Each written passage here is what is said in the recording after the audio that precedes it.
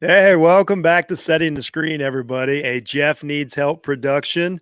This is WandaVision, episode 4 already.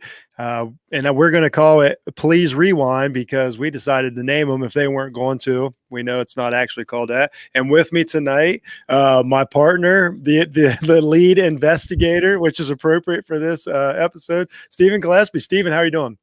Oh man, I'm doing great, Jeff. Thanks for having me on. I'm excited to get into this jammed packed episode. Is the best way I can describe it. It really is jam packed, man. And I gotta say, before we start, you did another great job. Like for those of you listening and watching, you have no idea the work that Steven puts in every week for this show. Detailed notes, line by line. It goes back, reads the comments. It's really, really great stuff. So we got a good show for you tonight. So we're gonna go ahead and get into it because there's a lot to unpack, and it was a fun episode. So once again, we'll start with opening thoughts. Steven, you watched the episode, just your general thoughts.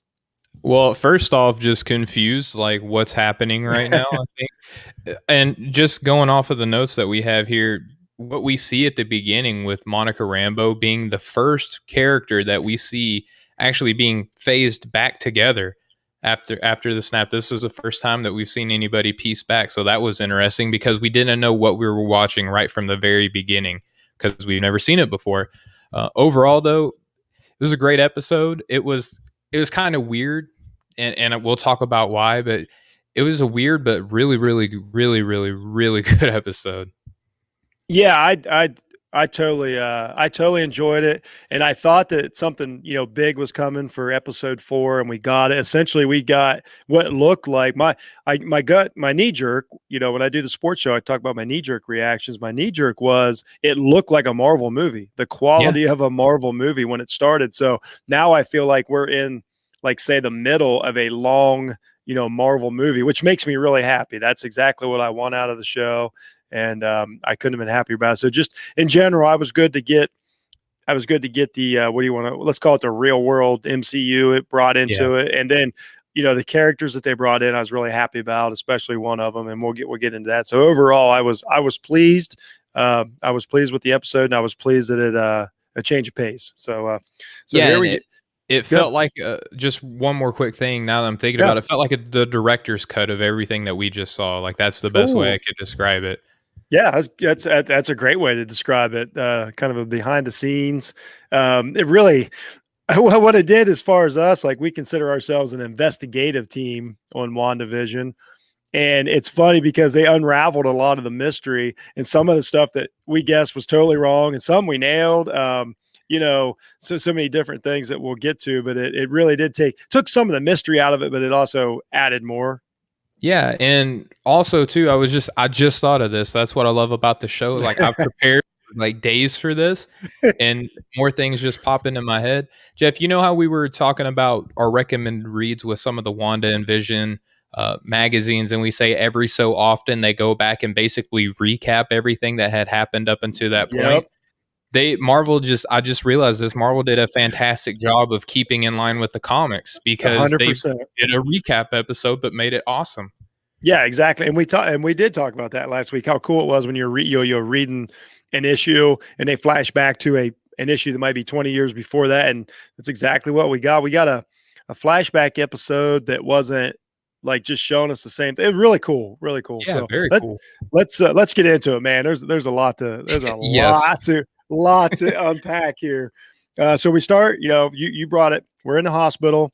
We see what we know now. As a Marvel fan, what the dust coming back together.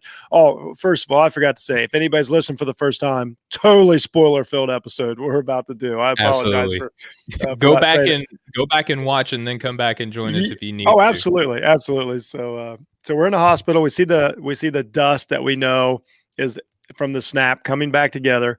It's Monica Rambeau in a hospital room in a chair, and you alluded to it. It's the first time that we've really seen this. Like what they did in Endgame was kind of brought everybody back through the portal or whatever. So we're actually seeing, and my first take on this was it brought up a ton of thoughts about, wow, I hadn't thought about 5 years later when people start reappearing wherever they were, what absolute chaos that would be. So it happened that Monica had dozed off, so to speak. So, that was an easy way to explain like her confusion. She didn't know anything, had went on or whatever. So, take us into the first scene there. I'm sure you got plenty of thoughts on it.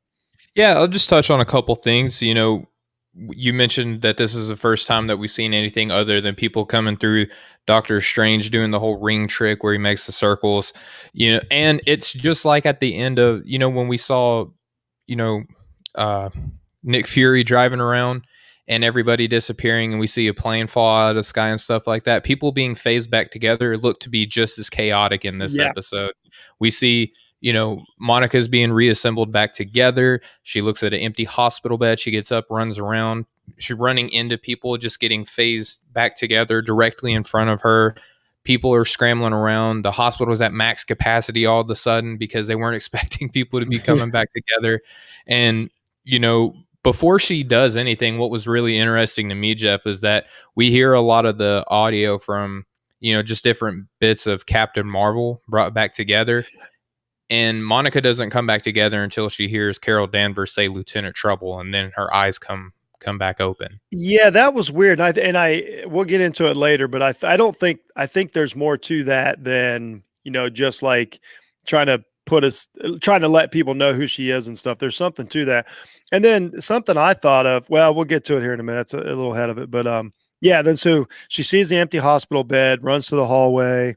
Of course you're seeing people come back together, so to speak, left and right. It's total chaos, like you alluded to, which it would be. I thought that was really cool to touch on that because absolutely we didn't get that. And so now, and I don't think this will be the last time a show does it. I think the snap is going to be a thing in Marvel for years. Like, where were you in the snap?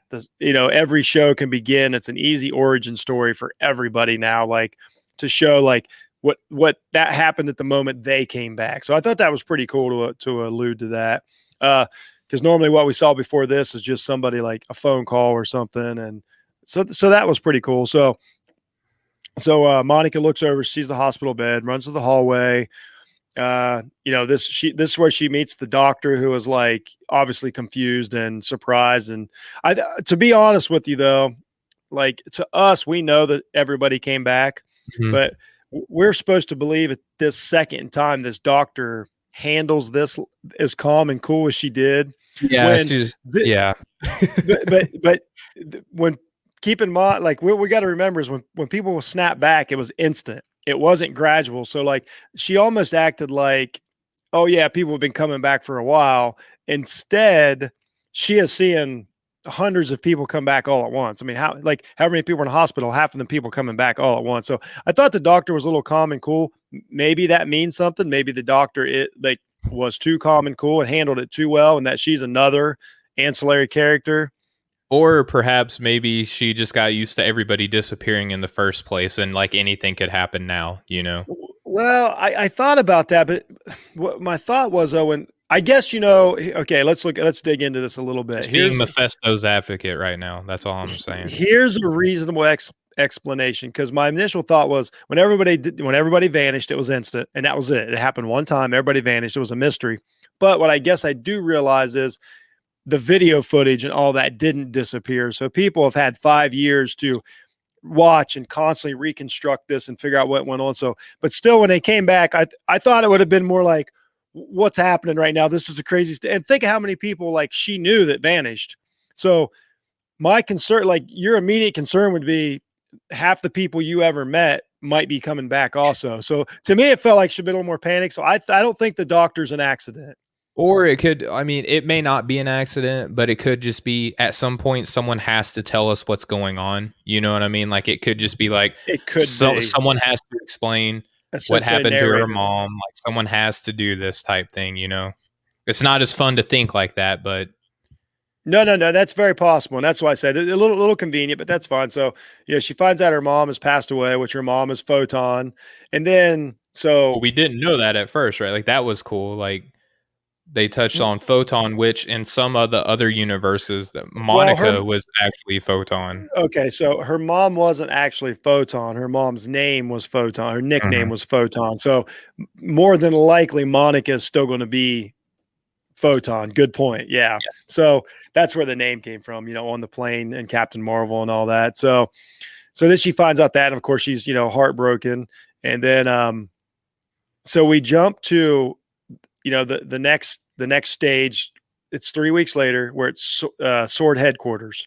Now this was kind of odd to me because what this said was there was a sword before, the first snap, and I don't really remember that ever being touched on. So now that we know, like, so wait a minute, this whole time when the Avengers are doing their thing and all this is going on and we're trying to fight Thanos and all that, like, sword never got brought up. And it's been there for, years. They said that her mother had built it. So that kind of put me off. And I'm like, okay, how else are you going to introduce a new entity into this? I get It could have been post snap. We don't know exactly when it was established, but if that's the case, then it was only a couple years before her mom got cancer. So there's really no like solid timeline that we know. Well, they said that Monica she was already in Sword, so it was. That's true, and grew up there as a kid. So that's a good point too. Yeah. So like everything we went through in the MCU for what I think it lasted like 9 or 11 years or whatever. Like nobody thought to call Monica Sword. But anyway, it's a secret agency, Jeff. Come on, it's really man. Secret. It was really secret. So that kind of bothered me. Fury secrets have secrets. They said that in Marvel. So maybe. That's true. I know it's picking nits. So it's fun though. It's really fun. So we finally get to see Sword headquarters. I don't like. There were certain things that like everything.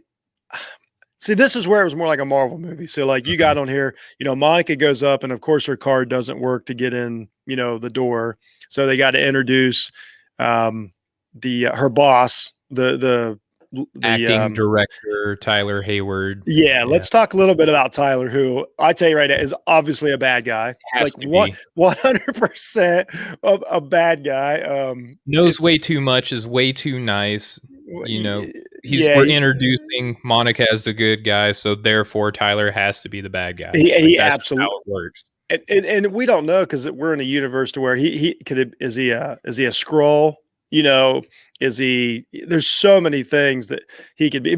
There's no way he's a good guy, but maybe that's what they want me to think. Mm-hmm. So maybe he's actually a good guy. I don't know. But dun dun dun. So we meet this, but it's cool though. I'm liking this. I'm liking the way, especially for being a quote unquote TV show, even though it's more of a movie. I'm liking the way this place looks. I think it looks really cool. Like I like being in this modern, machines going around, a lot of people in suits and just kind of like Agents of Shield, the TV show. Which, just real quick, Tyler Hayward. I think that if you connect dots that are loosely associated with the Agents of Shield show, there was a guy on there, Brian Hayward, who was a Hydra agent. So maybe he's related, like thinking nephew type thing, because Brian apparently in the show did have a sister. So maybe he's the nephew of like a Hydra agent. So maybe he's Hydra. Maybe it's AIM to introduce a new line of. He feels really Hydra. Like he feels really Hydra. Yeah. Which on purpose. They want us to think it regardless of whether he is. That was a good catch because I didn't really watch Agents of Shield, so I'm sure this stuff is all linked in. So and then we talked about this. They're walking. You see the plaque of Monica's mother, which is her nickname is Photon. We talked about Photon there. I'm sorry about that. You're okay. So we assume and we hope that we're going to get Photon out of Monica at some point. I think has to. And we get to the end of the show, we may know why now or how now. So, and then the most important part of this is that we learned that this meeting, her coming back to work, so to speak, is 3 weeks after the second snap, the Iron Man snap that brought everybody back. So it's only been 3 weeks. So she's come out of the snap. She's found out her mother died, and she's back to work, 3 weeks later. So, and then, you got on here. So Hayward says the world's not the same as you left it. That's you took something out of that. Let's talk. Yeah, there could be a possible you left it and I'm here to fix it type meaning or tone in there. So Marvel's really not ever accidental with their language that they use. So when he No. said the world is not the same as you left it, it could be the world is not the same as you left it. You know what I mean? Like kind of accusatory in tone, or Oh, I like that take on it. That makes a lot of sense. Like, and that could be part of his deal. Like maybe he's got a grudge. Like, you left this high and dry. yeah. Oh, the Hulk snap. Yeah, yeah. That's Well, right. That's yeah, the right. whole snap brought That's people right. back. Tony was the Tony snapped the bad guys. I apologize. yep. Thank you. Thank Thank you, you Matt. very much. Thank you very much, Matt. I I I always forget that part. That's a huge part though. I Correct. like Yeah. that. He Yeah. brought everyone back. It was a big deal. Yeah. That was really cool. That's one of my favorite Yes. parts of that movie. So Yeah. yeah, I like what you brought up there. And then he also says space is now full of unexpected threats. So what I try to do is piece out, okay, what happened from the time, the snap, because Thanos wasn't here long, so we didn't Mhm. have a lot of time to get to know Thanos before he snapped half the population. That was probably a matter of hours. Half an hour or an hour, like somewhere Yeah, in there. That whole Infinity War movie that took like 3 hours. It's probably in actuality like an hour long event, maybe. yeah, exactly. So like that makes more sense of like, well, yeah, holy cow, because like all they know is, you know, they didn't have weeks to know that he was here. Everybody was just gone. And then, like we said, then they have 5 years to investigate, like, what is going on here? Like, I'm sure they got all kinds of videos and things like that they piece together with all this cosmic stuff. So everybody learned after the fact. So Monica would have no idea, Yeah. that this is going on. And this would have been after Spider-Man Far From Home, because if we remember Far From Home, that movie ends where people are kind of phasing back together and coming back, because we see, him reunite with his buddy and his family, like people who are Yes. missing. So this would have taken place after Far From Home. And also, real quick, when he says that the world is not the same as you left it, like what's not the same? Could it be the multiverses that we know about? Could it be mutants? Could it be a new intergalactic big bad? Could it be the scrolls that we were kind of teased at the end of Captain Marvel? So there's a whole lot of, and we talked about this offline too, is that WandaVision just may be like a fork in the road for so many other events. Like this could be like ground zero, like kind of how I Iron think Man so. was at the beginning of, phase one. Iron Man laid the foundation for everything else that we saw. WandaVision could be doing that exact same thing for phase four. And I think it is. I really do think it is. And that's like, I was thinking about that. I'm like, this could be basically the Big Bang, for the next thing of the MCU, because you can do anything they want now. We know, we've talked about it before. We know we're getting the mutants, X-Men, all, everybody. So this could be, I mean, there's probably a way they're going to tie the Fantastic Four into this, like the cosmic energies and all this all plays Yep. into. Now I lean, you lean a little more towards like the Mephisto and things like that, to where I lean very into the cosmic stuff. I think it's going to be more straightforward.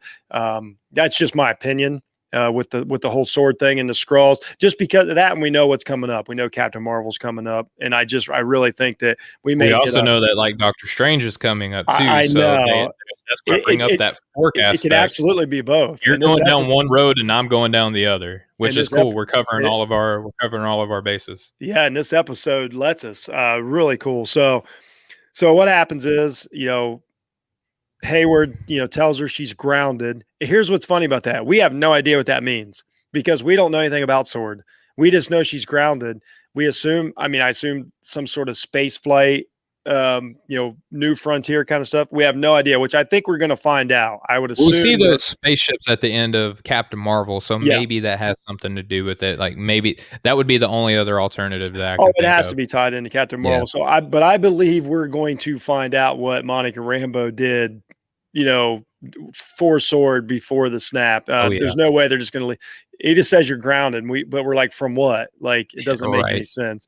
So she's upset about it. And this is where, to me, it turns straight X-Files. And I love it. It's one of my X-Files, one of my favorite shows of all time. This was ripped right from it. He's like, I know it's hard. I need you to go to Westview, New Jersey. FBI's in a tizzy over a missing persons case. Just straight up classic, like, just sci-fi, FBI investigation stuff. Mhm. I thought it was a really Really good red decision. taped affair type thing going on right now. Yeah, of course, she's upset, and all that. So, but then yeah, then you made a point of this. So Monica says, you don't have to worry about me. And so what what what do you think, she meant by that? She seemed very specific, not. Yeah, and I want to backtrack real quick Yeah, because you touched absolutely. on that space is now full of unexpected threats. Monica says it always has been full of threats and allies. So how far back are we talking? Because the Right. Eternals are supposed to be coming out soon too. So obviously the Eternals would predate this, and that would include an always. So how much does Sword know about the Eternals See, I took going it as forward? she was talking about Carol Danvers, It could be. because that's her aunt, so to speak. Mhm. But I don't know. Like And we've then there's learned. Thor and, Guardians of the Galaxy it happened at this point too. So there's a couple of, those Cosmos guys that you're chasing after here. But Yeah, when you talked about when she says, if this is because of you don't have to worry about me, like she was about to go down something and she's like, nah, better not. Like, what is that referencing? Is that like an event or a prior mission that they did? Is it the snap, her coming back, that he's worried about her body physically being able to like handle something? Or did you get the vibe that they like might have had a relationship, like maybe no, even an intimate one? No, you didn't get that. I kind of got tones of that. Like maybe I'm just weird. really, Yeah, no. I don't. I mean, it's anything's possible. There was some weird, huh? it was almost like There was some weird. they've There seen was some each other weird. naked before, Yeah, but there they was don't some want to talk awkward about tension it. Yeah. there. Huh. I guess judging by. Yeah, I don't know. I didn't really pick up on that, but I did pick up on that they knew each other very well. Like Yeah, I assumed, both of them were trying for, a spot at something, the and director. Yeah, either he got it or she got it, and the other one was a little jealous, but yet like a that friendly could be it too. I can rivalry, see that. Yeah, but there was definitely some tension there. Yeah, some past. It was. Okay, and I also didn't feel at all like she just like looked immediately at him like her supervisor. Like I didn't feel like she was like, "Oh, yes sir, no sir," like you would expect in this sort of military operation. She was like, "Yeah, yeah, whatever." that kind of ties in with something I'm going to talk about later in the Sword Okay, comic perfect. that I have in my recommended reads. That's not a very unfamiliar, way for them to go. But also, before we transition to the next scene that we have, what was really cool. Well, actually, one more thing. So, Go ahead. he, Monica apparently was restricted by things that her mother put in place. Did that seem a little Yes, too convenient for Tyler to be using as an excuse? absolutely. Yeah. Yeah, like no, it Like, was your I have all this knowledge. Just trust me. Just your trust mom. me. Yeah, your mom's the one that did it. Like don't do any fact checking. Don't do any fact checking. I promise. Like I wouldn't lie to you. You wouldn't wanna disappoint your dead mother, would you? Well, Like, that's basically what it felt like. and then if we're assuming that Monica's going to be the hero that we think she is, of course, a villain is going to want her out of space. You know what I mean? Like you want to ground a Captain Marvel, so to speak. So, oh, I definitely think that is the whole sword thing that they showed us is totally a front, and it's going to come unglued, and there's going to be espionage and all kinds of things. I don't think, but that's Which feels Hydra.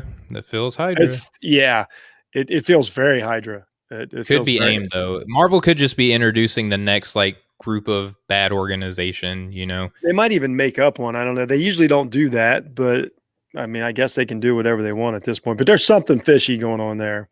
But And then before she leaves, Hayward refers to Monica as Captain. I thought that was dope because we've talked about this before, that Monica Rambeau was the original Captain Marvel. So that yeah, was kind of cool that he referred to her as Captain. yeah, super cool. And I think like and once again, there's a production value. I think the show at this point is really looking great. I think the acting's good. Oh, by the way, Monica Rambeau. I apologize. I forget the actress's name again. That's on me. Just a perfect choice for Monica Rambeau. They even let her hair resemble like the classic Captain Marvel look, with just the way it was did and some of the color schemes. Perfect casting for Monica Rambeau. By It's the way, to Tanoia Paris. Is that am I pronouncing the first name right? To I I assume. Tayoina Paris. I'm probably butchering that, but her last name is Paris. I know that. Yeah, she's great. Great. Yeah. Just really looks the part and is really doing a great job. I thought the acting between those two, I thought that was a really cool scene. I bought every second of it. I didn't think that it was like filler. I thought it all meant something. I really enjoyed it. So, but then it, but then, and we're not into when the show gets good yet. I mean, this is crazy. So we get to Westview. And once again, this is straight X-Files. I mean, what looks better than, you're pulling up in the Fed car. She jumps out she's got all the confidence in the world. Like she's running the show here. Jumps out, the small town, small town, local law enforcement leaning on the car, and then she walks up, and then who's back? Jimmy Oh Woo. man, How exciting was that? Because he what didn't get Dickens. Oh, he's great in Ant-Man, but he didn't get his full due. Jimmy Woo is a great Marvel character from years and years past. He's been around, I think, since the 50s when I was looking into it. But he's been with every organization. He's so important, great character. And so here, Jimmy Woo's back. We meet him. He does a card trick. Everybody's talking about the card trick. He finishes a card trick that he was working on in Captain Marvel. Yes. Nobody needs a fact check. So it's a great scene. So then once again, we got two great actors, and then they're having a conversation, about the missing persons. Monica thinks this is a little beneath her, and he's explaining to her that like the whole town's gone. So let's get into the mystery a little bit here. Yeah, so basically Jimmy is saying that he had a witness set up in Westview, which it would explain why he's completely on the other side of the country. We know that in Ant-Man and Wasp that he's set up in California. Yeah. So apparently he has a missing person who's in witness protection agency set up in Westview, which is why he is completely across country right now, right? Says he flew the coop. So again, I love the way they use Jimmy Woo in this. He's great. Just every single like bad cop film that you've ever seen, he is ample. It's perfect. Movies. So they flew the coop. They were in witness protection. We find out that the people who were close to this missing person have no memory of him. So, keeping with that X-Files, feel that you kept talking about, Jeff, nobody knows what's going on right now. Oh yeah. And I want to pause right now. Who could Jimmy Woo know right now that's set up in Westview? I know that he's an FBI agent. He's got people everywhere, but from the movies that we've seen, is it going to be anybody in Ant-Man and the Wasp? Like, could it be Ghost? Could it be Goliath? Like, could it be any of those people set up who were on the run at the end of Ant-Man and Wasp set up? I don't know. I never thought about him tying it to Ant-Man, but why wouldn't they? And that's what he's from. To be honest with you, I'm completely dumbfounded by the missing persons thing, because he was like, "Oh, I can't tell you," and then he's like, "The whole town's a missing person," and I'm like, "Which is?" Touch on it again when they're trying to identify everybody in the town later, which we're getting a little bit ahead of ourselves, but they try to identify people later, and they don't even mention the missing person. They're just focused on everybody that they do see. And this alludes to what I think they did. I think this is intentional as a viewer. When you're a little confused at this stuff, I think you're supposed to be, because what's he say about like not going into the town? He says, "Can't you feel it?" Yeah, we'll get to that. I think the confusion though is on purpose, of like when you're watching it and you're like, "Wait a minute, I don't get it." I think my opinion is they're actively having their memories messed with, and their perception messed with. And I think that's intentional. I don't think it's a mistake by the producers or directors or whatever. I think when it's a little confusing, I think that's the effect of the town. I believe that.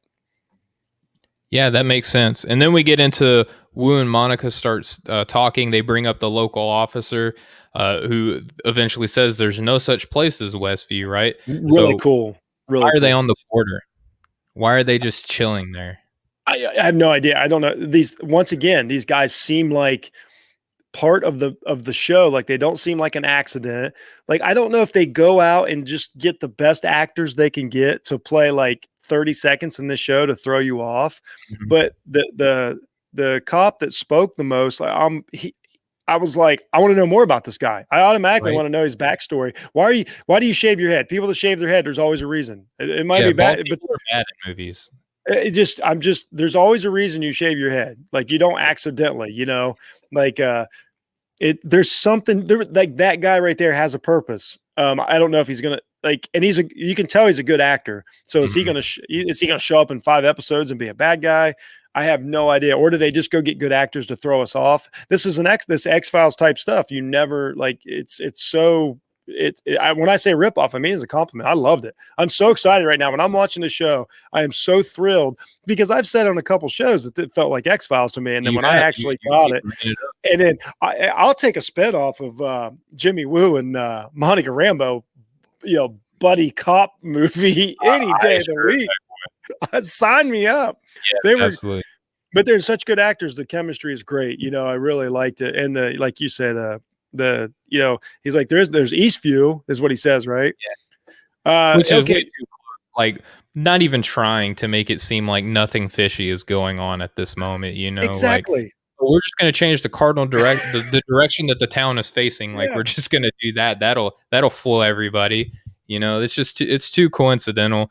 And even the police car that they're standing by yeah. Let's says talk East. about it. So like even the What's with car the is yeah. you noticed it too? What's everybody noticed, but you picked up on it. What's with the 1966? I Where'd you have come no up with? idea. I'm It's trying to I that tried to find year has to refer to something in the comics, like no no police vehicle number would be like set up in year 1966. format. That has to be something. It's got to be. It has something to do with A the, character of some sort, probably the bad guy. Like when did Mephisto debut in yeah, Marvel? Is yeah. I think this might actually be an Easter egg. it has to be. It's too perfect. Yeah, yeah, exactly. It was. Oh, yeah. Everything set up perfect. So then they pull away, and this is when Debuted in '68. Mephisto did. oh, man, something. There's something to it. So we learn that they basically have no contact with the town, and then this is what. Okay, we haven't got there yet. So we do welcome to Westview, and information available at the Westview Public Library. What that mean to you? Yeah, so basically what's happening here is that Wu and he's trying to they're doing this whole weird thing with, him and Monica, and he's basically saying, of a population of what, like 3,800 people, so Yeah, to speak. That number wasn't important to me, but they look at the welcome to Westview sign, and there were two things on there that was pretty trippy. One was actually at the bottom of the sign, because when they showed the sign and they're staring at it, I paused the show immediately to write down anything that I saw of significance on there. So the bottom of the sign says information is available at the Westview Public Library. The library in WandaVision in episodes 1 through 3 had been shown several times, yes, particularly in episodes 2 and 3, where you and I have both said that it looks like Vision is starting to figure things out. And they show in episodes 2 and 3 that Vision is around or in the library, and also Herb is too. And so we notice at the end of episode 3, Herb is trying to explain to Vision what is going on, but Agnes won't let him. So it's really weird that on the sign it says information is available at the Westview Public Library. And then we see the library in play in episodes 2 and 3, particularly when Vision is figuring things out. I don't think that's on accident. I think information of what's happening in the show is at the library. so I'll tell you a quick crackpot out there. I am starting to think, and this is not into predictions yet, but I'm starting to think that Vision might have been trying to, because once again we're trying to figure out if he's alive or dead, and I'm starting to think he might be back to an operating system of some sort, like we started with Jarvis. And I'm starting to wonder, could that tie into the library? Like, is Vision essentially a ghost in the machine type of deal? Is he is the base of him still alive like it was when he was Jarvis with Tony Stark or something like that, which could lead into a library situation. That would be a place like that or something. So maybe, it's possible. I mean, it's not an accident that the library is very, you know, prevalent, so to Yeah. speak. Hmm. Yeah, and then the other thing that it says is that home is where you make it, which Yes. obviously that's too coincidental of everything that we're seeing. And then even later, what we find out at the tail end of the show, it's like, whoa, like this is like something really crazy is going on, and we're about to find out what it is come next week, right? But We yeah, think this so.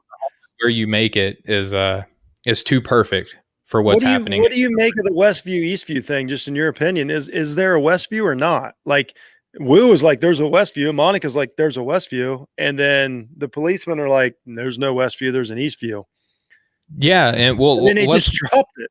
yeah, let's walk through this real quick because Monica asked how come no one has gone in to investigate. You brought this up earlier. Wu said it doesn't want me to, and he's like, you can feel it, can't you? No one is supposed to go in.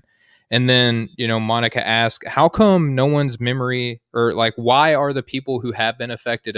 Is it a radius thing, or is it a personal connection? So I think Right. that is where the mystery lies, because obviously Wu was in California. We find out that Monica is somewhere else other than this. She was actually snapped, so maybe that has something to do Do with we it. know if Wu was snapped or not? Has anybody ever said? Do you? I don't know.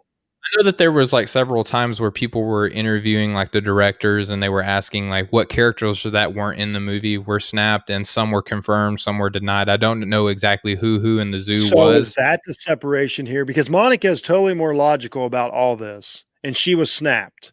Yeah, So is there is that it was what's snapped that? too, Oh.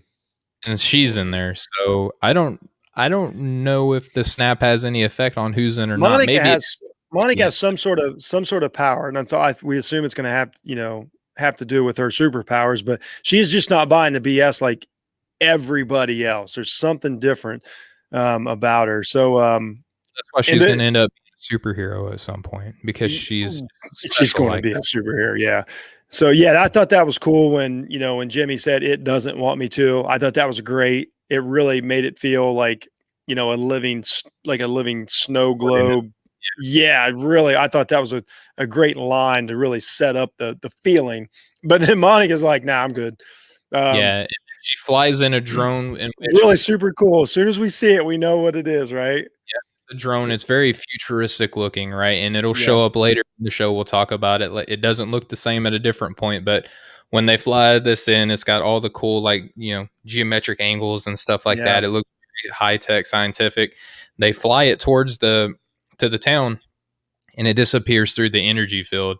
And then obviously, what does any good, you know, action action movie have?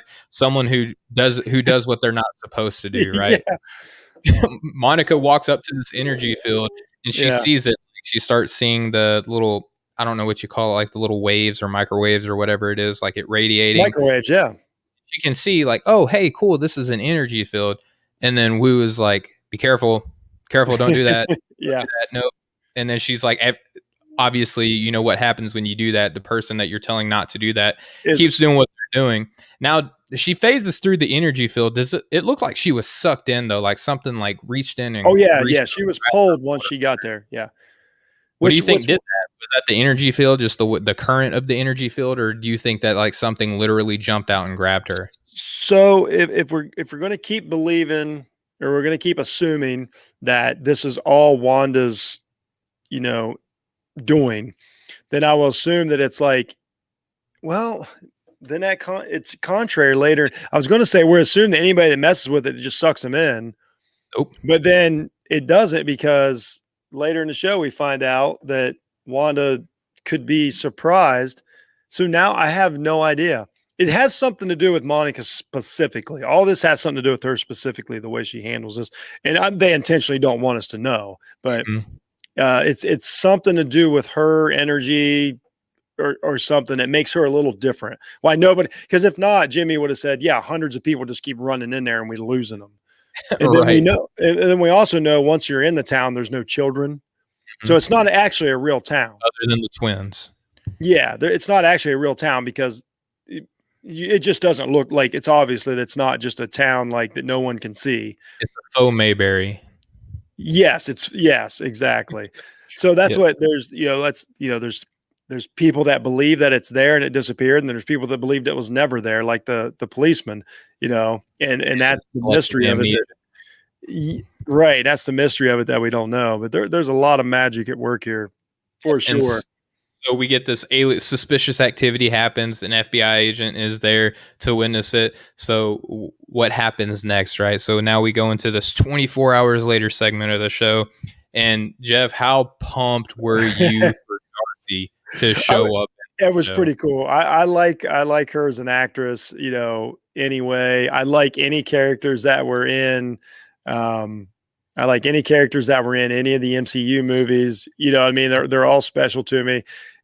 She's cool anyway. And then I am a sucker for a ragtag, bunch of heroes like like, what are you doing? So she's setting it up, but with comedy, like, what are you doing? Like, oh, I'm an astrophysicist, blah, blah, blah. And then he's like, I'm something biologist or something. She's like, the guy at the end. So yeah, the sequence of events, just real quick, was like Darcy looks at the guy across from him. She's like, "Hey, what do you have a field?" And he's like, "We're not supposed to talk to each other." She's like, "I forget you." Like typical Darcy, like dismissal. She finds already out weeding them out. So we find out there's a nuclear biologist, an artificial intelligence specialist. Darcy herself is in astrophysics, and then the guy's like, "Oh, okay. Well, since everyone else talk, I'll talk." He's like, "I'm a chemical engineer," and Darcy's like, "Nobody cares. Nobody cares." It's great.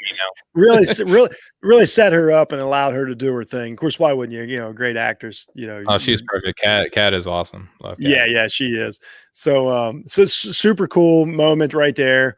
They arrive at the response post, which I'm loving this. I love just like a thrown up, full on, mega response with like tents and there's armored vehicles running around. Just the whole scene was super cool for a sci-fi geek. I mean, at this point, I'm still like all in on the show, trying to figure out the mystery. Of course, Darcy walks in and, starts immediately. She starts figuring it out, which is convenient, but it's comic book. You know what I mean? She's smartest person in the room, which alludes to she did go through Thor: Dark World, as bad as a movie as that was. Yeah.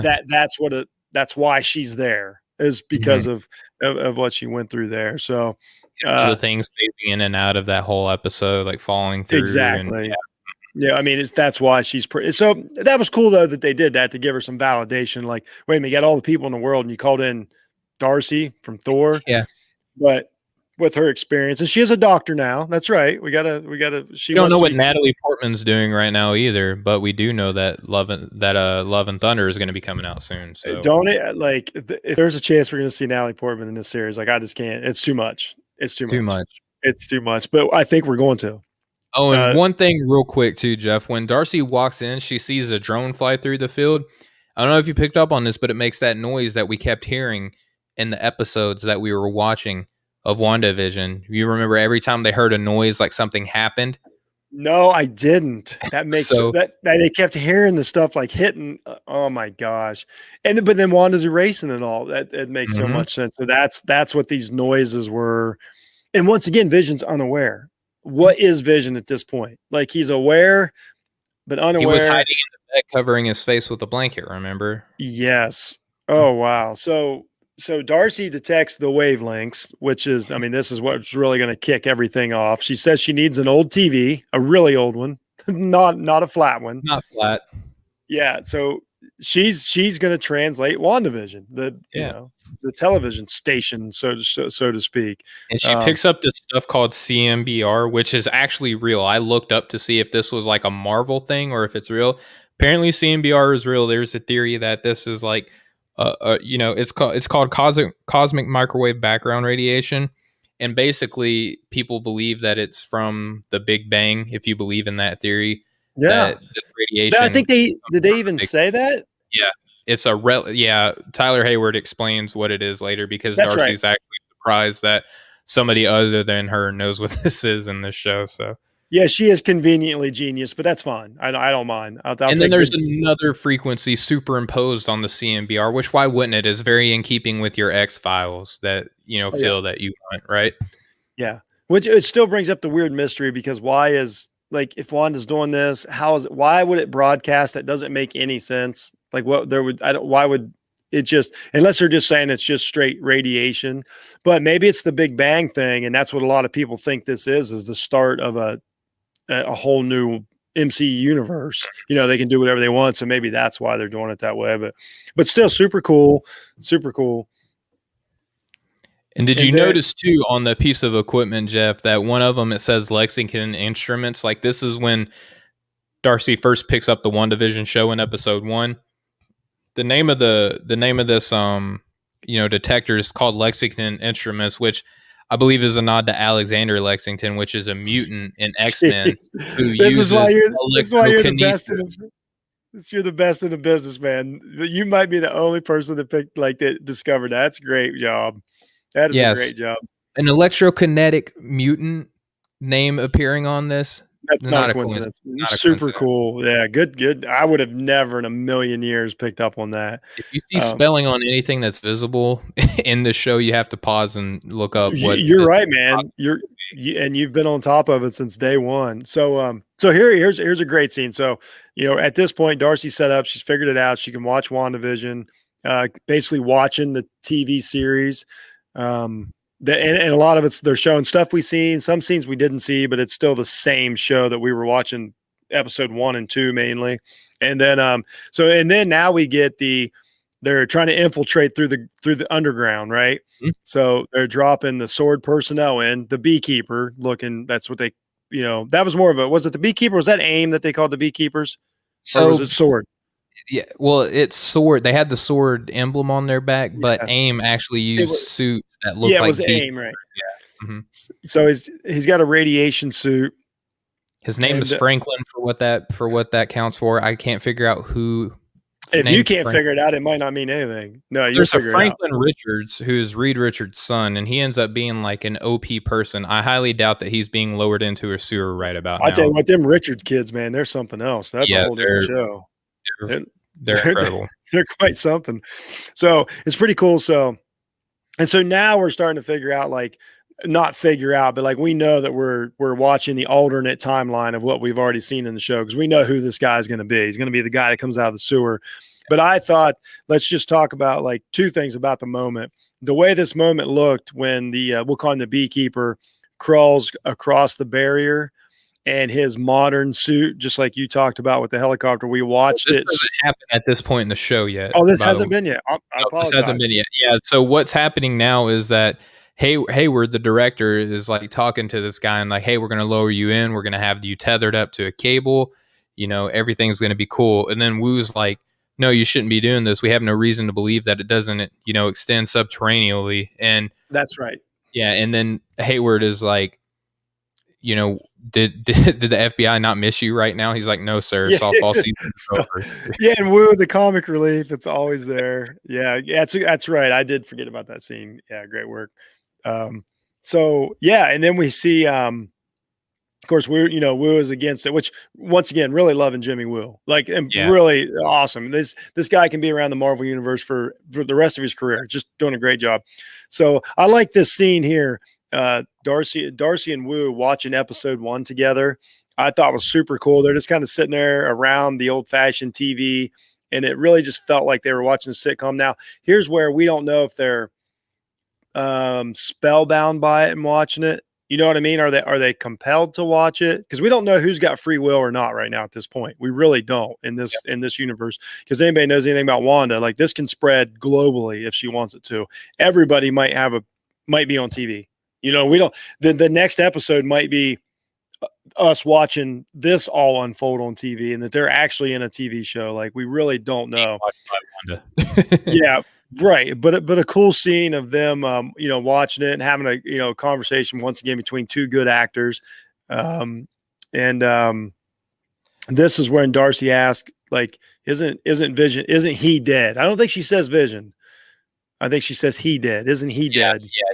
Isn't he dead? Not blipped, but dead. But she is referring in this part to Vision. Yeah. So it's pretty interesting that Darcy knows this at this point, and that kind of puts things into perspective of what the timeline is right now, because there's theories out that this could be pre-snap, this could be post-snap, this could be in between, Thanos and Hulk snap, this could be that intermediate snap phase or whatever.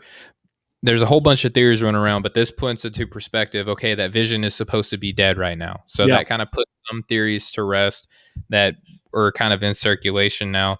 And we find out that she's the one using that pen and paper at the end of episode 1 of WandaVision, where it looks like kind Yes. of creepy, like someone is surveilling And them. So, here's Darcy. and we find out that Darcy was, yes, in fact, surveilling Wanda and Vision at this time. And, Hayward asks a series of questions. We learn that CMBR is a relic radiation dating back to the Big Bang. And then Wu, with the line of the entire show, he's like, so the universe created a sitcom starring 2 Avengers? Like, that was the best line this whole That's show. great. Oh, he owns this whole episode. Well, not the whole episode, but most of it. And then here's a good point that we both noticed. Hayward's essentially like, I'm going back to headquarters. That was weird. Yeah. Like, this is literally the most important place on the earth right now. I'm going back to headquarters. What?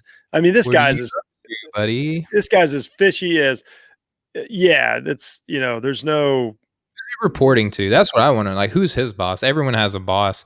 That's well, exactly. And it's Sword, it could be that fella Grinch that I was telling y'all about a couple episodes back on, who is the kind of a co-director in Sword, who is put there by one Norman Osborn, who is in fact tied into Spider-Man, which man, I can't imagine it. It could very well be Norman. I don't know. I assume that that he is some sort of really bad guy, and I hope there's not, but like there's another giant cosmic force at work here. But I mean, I wouldn't another guy that's got a ton of magic, we're talking Doctor Doom. I mean, I don't think we're ready for Doctor Doom yet. It's the only reason I don't think it's him. I just don't think we've got that far as just contracts and things like that. So that's the only thing that makes me think no, but he would be a perfect answer there. So, especially if you have that feeling that radiation is going to play a part into bringing in Fantastic Four. I mean, Von Doom is a pretty integral part. I keep thinking about the birth of the Fantastic Four through all this stuff, but obviously we got a long way to go. So let's talk about the whiteboard. This thing is there's so much on the whiteboard. This is essentially the I don't know. They're trying to figure out the mystery just like we do. What was funny is they wrote a lot of things on it that we've wrote in our notes. Right. Like it was pretty cool to see that. Just like they know what, like the show was already made, but they knew what we would be doing. So I thought that was really great forethought to be like, we know everybody's going to try to unravel these mysteries. So are we. I thought that was really cool how they did that. It felt like we were them, you know what I mean? Like we were part of that. I think that's what you look like when you're investigating the episodes. Nowhere near as good looking or fancy as any of those other people in there. So they're trying to figure out people that as they watch, just like we do, as they're watching the episodes of WandaVision, they're trying to figure out who the people are in the town, and one thing they're doing is they're realizing that like there's people that correlate to who we're seeing on WandaVision. The shape, the hexagons, it even says what's with all the hexagons, I think he wrote or something. Yeah. What's your theory on this? Because we were talking offline as we typically do, and you recently rewatched the movie that you noticed a good amount of hexagons in. What was that? Well, when I was watching Captain Marvel, it just happened to be on. I like that movie a lot. And early in the movie, when Captain Marvel is still with her unit, with the Krees, when they're traveling through space, when they go through, which I assume is like another, maybe it's like a light speed or something like that. They go through these fields of hexagons it looks exactly like the ones that are in WandaVision. Like it just looks the exact same. And they did it like 3 times early in that movie. These hexagons appeared and like you couldn't miss them, like the whole screen. As soon as I saw them, I'm like, holy crap. Like that's the hexagons we see on WandaVision. Like it looked very similar. So there's a connection. I don't know what it is, but there's a connection in the Marvel universe. Well, it's funny that you say that because they have the question written down, what's with the hexagons? Then on the other side of the board, it looks like they have like a who's behind this section, and you can barely make out the word scrolls written on there. How can you not think scrolls? Marvel is setting up the scroll invasion. Like there's so much that could be going on right now. Yep. Yeah, I mean, how they got to factor in somehow, but it's too easy to think that like Hayward's a Skrull, even though he acts exactly like a Skrull, you know. But I don't know if they would go back to that well, you know, after they just did that with the Captain Marvel movie. To this so far, the show to me has been so smart that I don't think they're doing any retreads. Yeah, I think they're throwing us off. breaking Um, ground. yeah, but you know, who knows? I mean, that's a important character, so it could be. Yeah, And that's fair enough. And then we find out too. You touched on it. The citizens, right? yeah, They let's go talk about over. some of the citizens. Yeah, they have like a cast of characters, literally a cast of characters, because this is a TV show right now. So we find out that Mr. and Mrs. Hart are identified as Todd and Sharon Davis. And a quick note: my aunt Sharon is Sharon Davis, so it made me laugh, and she's every bit as fun to be around as Kitty. So that made me really happy. Like she could play my aunt Sharon in a movie. So That's awesome. that was really cool. Yeah. Absolutely. Well, and Norma is played by Abilash Tandon. Jones is played by Harold Copter, which is a great name, Harold Copter. Yeah. Beverly is played by Isabel Masueda.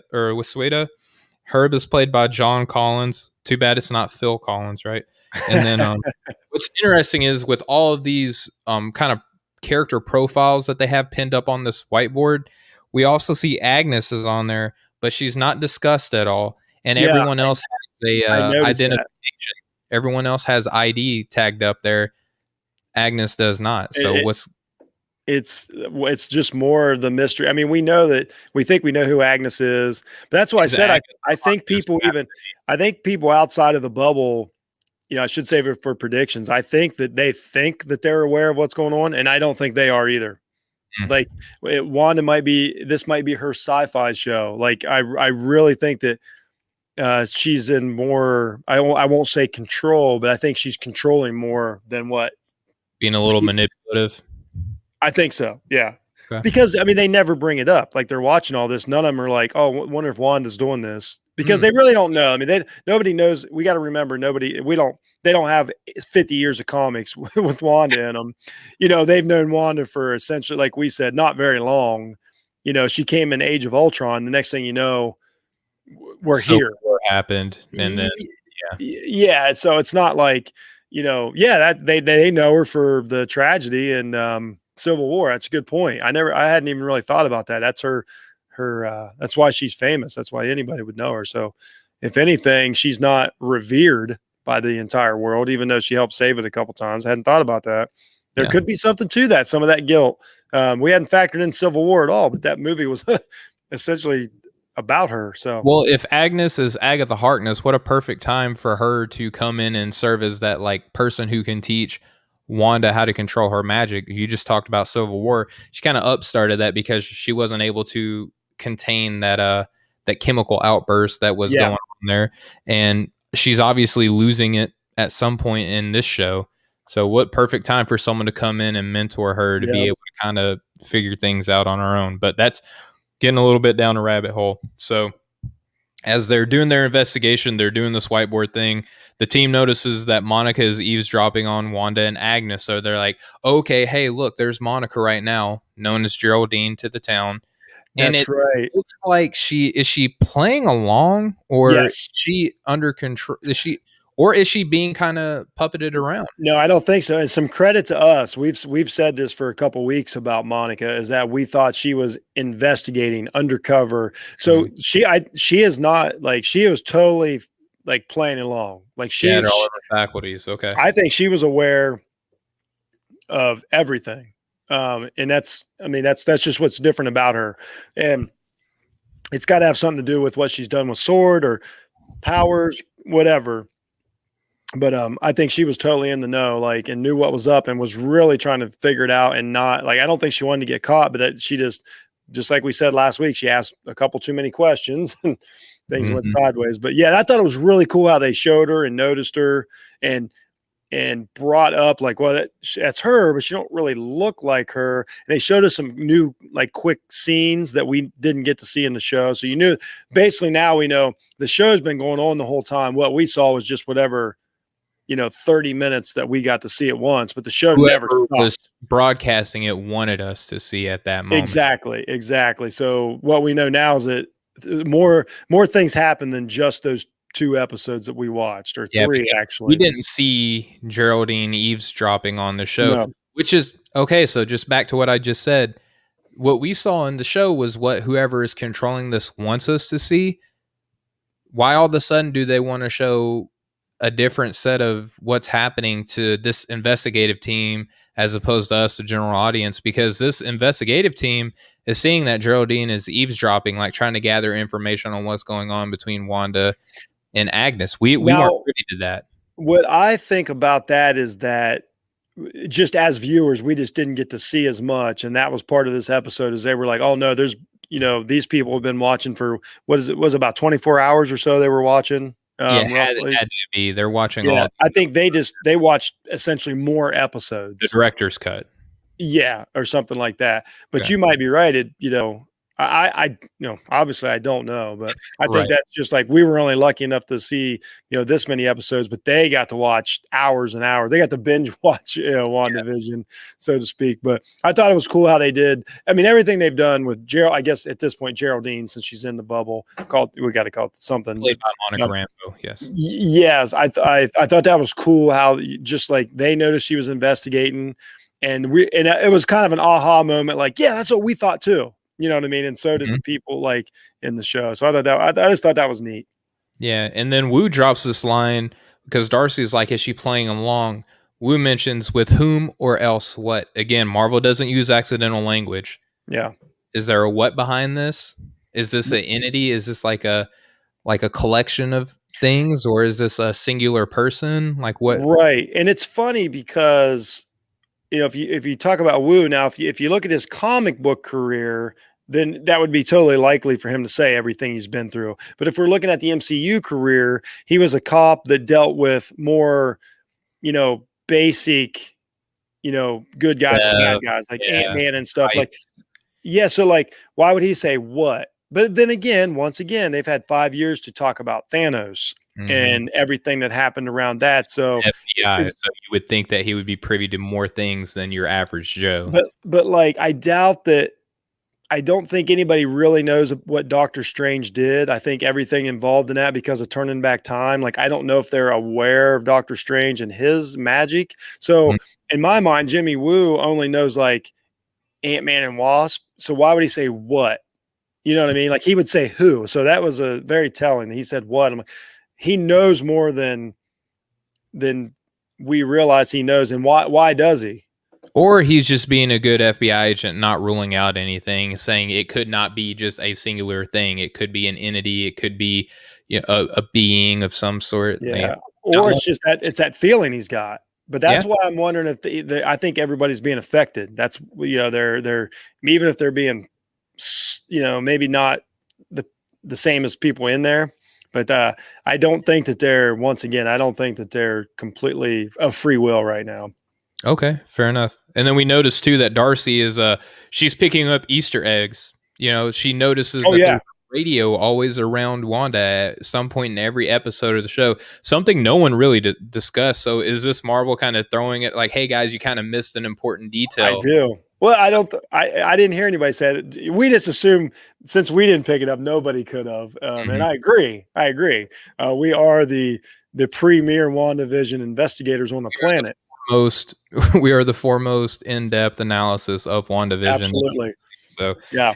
if we didn't pick it up, then this It is must Marvel not. playing with us right now. This is Yeah. Marvel saying, "Hey guys, you missed an Easter egg that we knew that you would." Right? But what And a great job for them to put that in the first 3 episodes and then know that like it wouldn't be obvious. And then when we got the moment when Darcy discovers it, like, aha, but the shows are already made. It's not yeah, like they make them as each week. Like they very well done to covertly hid that in there. a They lot of threw in confidence, things a lot of too, like confidence. flying glasses with the wallpaper, Yeah. everything else. They're like, no one's gonna pick up a radio, so interesting stuff. But then we find out that Darcy devises this plan that basically she's going to send the super signal into the field when the radio appears. And then we find out that Jimmy Woo was the one that voices over the We help. pretty we Yeah. thought that's who it was, yeah. Yeah. But what a way to bring him into it. Just fantastic stuff. Yeah. and then we see a commercial show up. So they're seeing commercials too. It's not just us, the audience. This is also Right. happening to. They're seeing the same show that we saw. Yep. And then we find out so I want to turn this to you because you had something that you wanted to touch on the beekeeper traversing through the tunnel. Okay. Yeah. So this is where they're showing, what we're going to call the beekeeper. He's in his modern day hazmat suit and he's crawling through. And then obviously he gets to the point to where it goes into WandaVision, into the bubble, so to speak. And it did happen underground, just like Jimmy Woo warned him about. And the slow transformation as every inch he crawled farther, he went back in time, so to speak. So his modern day radiation suit turned into a old fashioned beekeeper suit. And then we know that this is going to be the same guy that climbs out of the sewer and made a boom sound, which would have alerted Wanda and Vision while they were in their house at that moment too. They heard him traversing into the field. Yep, and she was aware, and I just thought like it looked great, like just the visual of it, I thought looked great. His cable comes off, turns into a jump rope. Yeah, that's right. Really cool stuff. And then when he climbs out of the sewer, this is a pretty neat scene because he climbs out and it looks different than it did when we saw it. We're seeing more from his angle, and and another thing we've thought for a couple weeks now, we're like, oh, who is this guy? Right, but we know now that like he was just a dude that worked like as of now, he's yeah, and so but that's it. So something else they tell us here is even the stuff that we watched. Okay, so it gets confusing here. The stuff that we watched on our couch as viewers of the first couple episodes, when Wanda would have these glitches, like she said no and then rewound. What Darcy and them see is like a glitch, like it's done. And see, that's where I think that Darcy and them are also being rewound, because they're like, what was that? And then nobody remembers. That's where when we watched it, we totally remember the beekeeper coming out of the hole. They don't. Like it's like they're just like, what happened, and it's done. That's interesting because we don't see them watching this part. We see him traversing, like they're not actually viewing this part. So that's interesting way to look at this. But what you touched on, I wanted to talk about real quick, is that it looks different from how we watched it in episode 2 to where it is now. Because in episode 2, I talked about how it just felt creepy, at that end part, and it felt like this beekeeper was up to no good. This time, this dude is just a canary. Poor Franklin is just the guy that's got to go in and do this, right? Right. It looked totally different. He comes in, it changes color from color to, and that was another thing too. Not only did he change, in keeping with that time period, but he changed it in keeping with that time period in color. And then when he came up, then he shifted to black and white. And if you notice too, the camera angle panned in and out a little bit too. So it's like we're seeing everything going on right now. Like even the camera lens adjustment at this moment is really weird. Ooh, but that's a good pickup. So is the big bad going to be the director, so to speak? Like I hadn't even thought about this, or the producer or something. Yeah. What a great thought. Like imagine like an evil Steven Spielberg too. It happens again. But this poor Smuck is coming out of the sewer and he's looking around. Okay, I'm in black. He's Smuck out of nowhere. This guy's a Smuck. He's one of the bravest people we've ever met. Well, he's a Smuck because he got suckered. He didn't know what he was getting into. That's what a Smuck is. Yeah, always listen to Jimmy Woo. Yes, always listen to Jimmy Woo. But this poor Smuck comes out of the sewer. He's looking around and oh crap, everything's in black and white. What's going on? Then he hears Vision behind him say Wanda. And so when we see this like devious like head tilt back looking at them like he's about to mess them up, it's really him just being terrified. Like he was terrified. Big difference. Thought it was and then great. We see Wanda just kind of standing there, and it wasn't like her being terrified saying no. It was like no. Totally different. It was totally different. And that's that's on purpose. I'm telling you, we as here's okay, let's another, that's what I want to say. What I like about this is that, and we do this show because of it. Everybody that loves the show because of it, we do feel like we're part of the show. Like we don't just feel like we're watching this. Like we really feel like we are part of the show, just like Darcy and Woo do. And I think that's you know, truly, like when you pick up on stuff like this, you're like, aha, you're like, wait a minute, I'm not part of the show, but I like but it's on purpose, like the inclusiveness, like they give us so many, you know, so much clues and mysteries for us to solve on our own, and don't hand feed us like we've talked about for 3 weeks. Yeah, it's my favorite part of the show is like, wait a minute, that didn't even look the same as last time. But another guy, you know, the house next door could be watching it and not pick up on that, or interpret it completely different. I think that it's just brilliant with what they've done with this show so far, as far as like just it's so open-ended world right now. And the beekeeper was a perfect example. Like I looked at him and like, that's not what he looked like when he turned towards her. So did we see what she saw from like how she perceived him when we watched it the first time in episode, was it one? Yeah. Or Or two? no, this is two. Two. So And then we saw what he saw, you know, and when we saw it that time. So two different camera lenses, two different cameras. So are we actually seeing the create like an actual production of a sci-fi TV show? Like this is so Twilight Zone. It's very Twilight Zone. it is. Hang with me for a second. Oh yeah.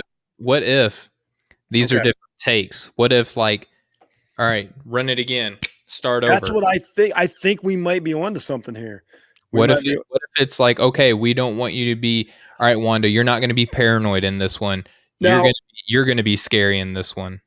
okay. Now I don't think this is it. I don't think this is it. But Fun to think about. the perfect big bad for this situation, and he did a great job in Spider-Man.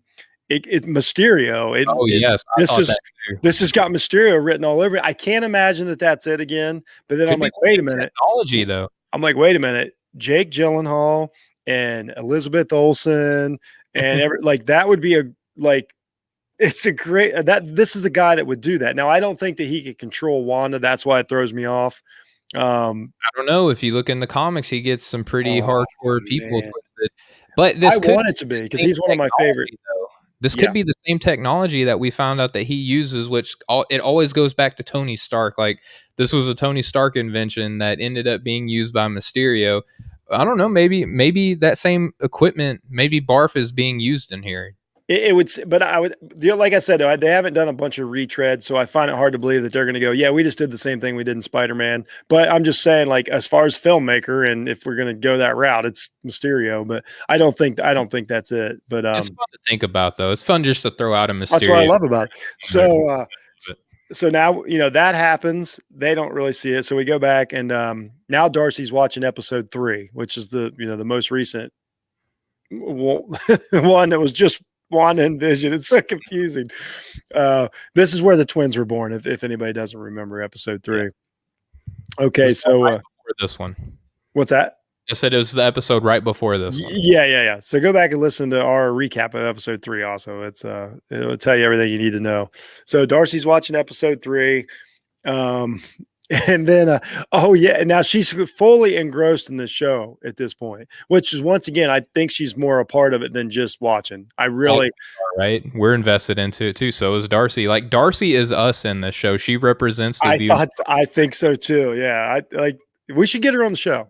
You know what? I'm gonna make a call. I think she would do it. I really do.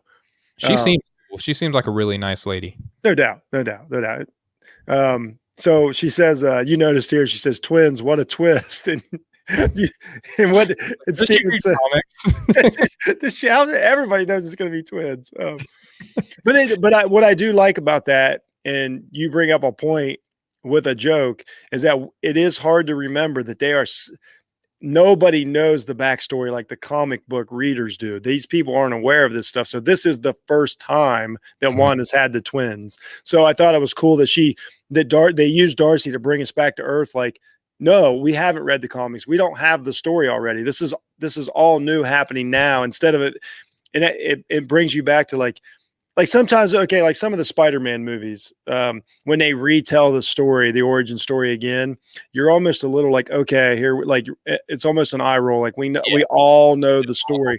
It's dead. So, thanks. Yeah, like here we go. So I thought it was cool then to bring it back and like remind us, like, no, nobody knows this story. Like, yes, we know that that she has twins and all this. We don't.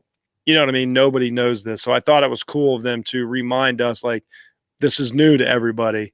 and then you're like, oh, okay, that's right, that's a good point. So It would be funny to be like, gosh, doesn't like Darcy is an astrophysicist. She doesn't know in the comics right. that she's supposed to have twins. And then I love where this starts going, because this is just the same way we watched it. We Wu said and the same thing. yeah, I think Wu says it first. Whoever, they're like, did she just say Ultron? And they knew right then. Like, I think she even said did she say the jig is up or something, like the gig is up or something like that? It's like Darcy recognized, like, they perked up when they saw this. So right now what they're doing is they're watching the end where the twins are born, and when Wanda mentions that she was a twin, she sings that that lullaby, the really beautiful lullaby. And Monica's like, Pietro, he was killed by Ultron, wasn't he? And if you remember when we watched that, like when we imagined that her being that investigative mode and someone in her ear saying like, oh, back out, like, why would you say that? Like they say in this show, they're like, does she just say Ultron? Yeah, we're in trouble now. Yeah. Which was cool. So then, then once again, it starts throwing my theories away. Like, oh no, they're aware of Ultron. Like, which at this point, I'll take Ultron. I will take Mysterio. Like any combination. I don't know what's going to happen. It's so cool. But I thought that was neat that they recognized that. And so now this is where, and everybody, I got a lot of like, I won't say complaints, but like a lot of the comments and stuff this week were like, people had grown attached to Wanda and Vision for 3 episodes, and this episode wasn't Wanda and Vision. So now we're thrown back in. Like, people are starting to get nervous. Like, viewers are like, wait a minute, am I not going to get Wanda this episode? Like, cause I've really grown attached to her. And then now we switch back to, oh, it's coming.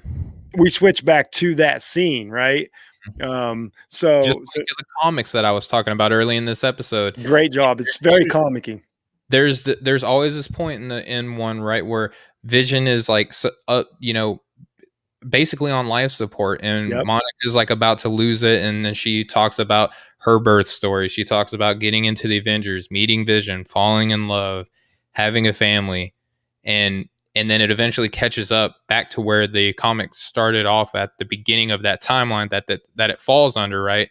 And then it plays out again. So this episode has done a great job of being like that recap episode or in a series, right? So what Darcy and Wu see is the next thing. It's just a blink, and it's Wanda and Vision on the couch with the twins. No big deal, and so they don't say anything in between. They're just these blips, and that's what I want to bring up. And I think this is super, super important when they have these blips. Like when it's mostly Darcy watching, but we'll say when Darcy's watching, she notices it and then it goes away. Like she doesn't continue to like investigate the blip. So that's why I think that they're getting blipped too. Because she'll just go, what was that? And they're like, what? And she's like, I don't know, never mind. I don't remember her seeing. I don't remember a blip being showed from their viewing up until this point, to be honest with you. I'm not saying that it didn't happen. I just didn't. The only other one was well, there was a couple early on, but I don't think she really commented on them. I think they're the same blips that we saw. I have to look again, but she just didn't notice or ask any follow-up questions or anything. But this was the big one. This one, they see him sitting on the couch and like, what? And she's like, nothing. Like, but you would have been like, holy cow, because like, where's Monica? Like that would have been like sirens going off, like everybody rushed this place, and it was just gone. So now we know that the people outside this bubble are affected without a doubt. Well, and what's crazy, and I think what spiked their curiosity was what happened right before this, where after Wu asked, did she just say Ultron? He also says, has this happened before? A reference to our reality. And then Darcy says, no, never. So now all of a sudden. Oh, yeah. Good job by Jimmy, man. On top of it. Yeah. So right now their sensors are heightened, right? They're looking for something. And they're glued to this, right? Because, oh crap, like Monica just referenced Ultron. They're referencing our reality. What's going to happen next? Like their curiosity is now struck. And yes, our man Cruz jumped in. The glass scene. She watched, like she would have freaked out. Yeah, that's exact. That was another one. She would have freaked out, and then it just kind of like blipped. It was normal, and then she just kept watching. She Like, could have been distracted too, though, because she was in the middle of a mission communicating with Wu and stuff like that too. So maybe like but, her head turned, didn't catch it. but see, There I was think it's the opposite. I think that's why, okay. in my mind, and that's just my opinion. In my mind, I'm going with like she is being on purpose. You know, whoever's in control of this, whether it's Wanda or the bigger bad, I think is manipulating the people watching it too, so they can't figure it out. But I don't know. Okay. I mean, and let's just throw all the possibilities out there. That way we'll always be right. Yeah, good shout out by Robert Cruz, man. Thanks for watching, buddy. Shout out Cruz. Miss you, brother. But yep. So they see Monica gone. They switch over to a computer now. They're watching us on that, on the tube, right? Now they're on the computer that's already monitoring frequency. So I'm assuming that they think that, okay, maybe we can kind of hack into the frequency and pick up what happened. They rewind it, play it back, same thing, right? And then they say the line again, nothing accidental in these movies. Someone is censoring the frequencies, and then they leave. Who's doing this, Jeff? Is this Wanda? Is this Agnes? Is this Mephisto? Is this going to be another guy that I think could be a little bit in play based on what happens in the rest of the show? I don't know. As of now, they're leaning towards Wanda. But I don't think it is because, and the reason why, well, we'll talk about it in the next scene, what really happened. And then I'll tell you why I don't think it's Wanda anymore. I don't think it's Mephisto, I base that all on everything lean towards that, but I just don't think we're ready for Mephisto yet. Cause that's when you see, essentially when you bring Mephisto into it, just like what they did with Spider-Man, probably only a couple years ago, they did this, you can reset the entire MCU again. So I don't know if you want to bring him in now and then you've wasted that character. 5 years from now, if things are going bad, the next Fantastic Four movie stinks, X-Men aren't working out, you can bring Mephisto in again and you can reset the whole universe. So that's the only thing. Well, Marvel has wasted a couple of pretty intense villains You're before. right. They've done it before. Mandarin, like those are some pretty hard. Don't even get me started on what they did in the Mandarin. I'm not trying to because I was upset too, but I'm just saying it. It's not far from Marvel's possibility for them to ruin him. Or change a Mephisto, maybe put him on the back burner and bring him back again later. Now, if this was Fox, I would believe it because they did the Phoenix saga twice and blew it both times. If it was Fox, I'd be like, oh no, because I mean that's what this is. This is this is the Phoenix, so they're just doing it with Wanda. I mean it's the same thing, but she's done it several times. But that's if they bring Mephisto into it, I'm like, we're really doubling down on this. I think it could be Mephisto, man. Everybody thinks it could be Mephisto, but I've been saying I wouldn't mind meeting him. Yeah, I wouldn't mind meeting him, but you've got some theories later. So it's as of now, I'm gonna say it's still Wanda. And again, we're gonna cover all of our bases. That way, we can be like, you know what? When we broke down episode 4, we said this. So there you go.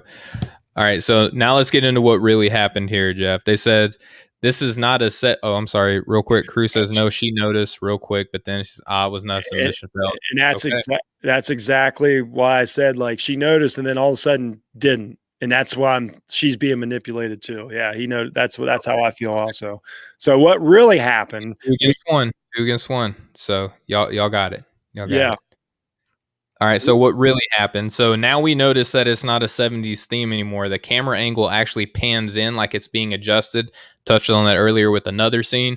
And this kind of touched back into what you said early on in the show at the beginning. It felt like an MCU movie, specifically at this point within, you're right. The quality went up. Yeah. It got HD real quick. And then we go through the director's cut of what happened during those cut scenes where the attention was focused. Cool, by the way.